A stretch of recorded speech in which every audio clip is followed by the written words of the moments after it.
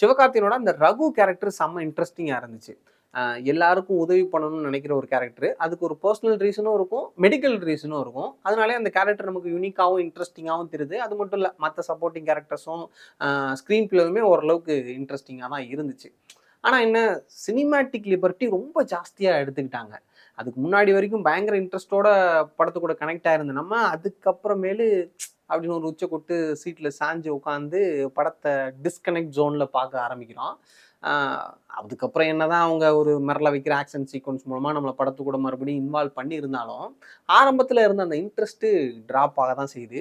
Second ஹாஃப்ல வரக்கூடிய அந்த ஒரு ஃபர்ஸ்ட் 40 மினிட்ஸ் இன்னும் இன்ட்ரெஸ்டிங்கா பிரசன்ட் பண்ணியிருந்தாங்கன்னா, பயங்கரமா இருந்திருக்கும். ஏன்னா, இந்த மாரி விஷயங்கள்ல தான் ஏ.ஆர். முருகதாஸ் வந்து ஸ்பெஷலிஸ்ட்டு.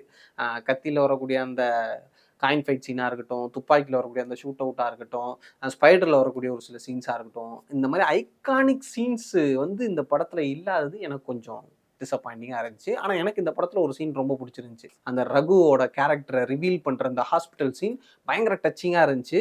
ரொம்ப கிளியரா அந்த கேரக்டர பத்தி அந்த ஒரு சீன்லயே எக்ஸ்பிளைன் பண்ணியிருந்தாங்க. அந்த சீன் எனக்கு ரொம்ப புடிச்சிருந்துச்சு. மத்தபடி ஸ்க்ரீன் பிளே வந்து லேகா இருந்துச்சுன்னு நான் சொல்ல மாட்டேன். அந்த சினிமேட்டிக் லிபர்ட்டிய கொஞ்சம் கம்மியா எடுத்திருந்திருக்கலாம். எடுத்திருந்தாங்கன்னா ஸ்க்ரீன் பிளே இன்னும் இன்ட்ரஸ்டிங்கா இருந்திருக்கும்.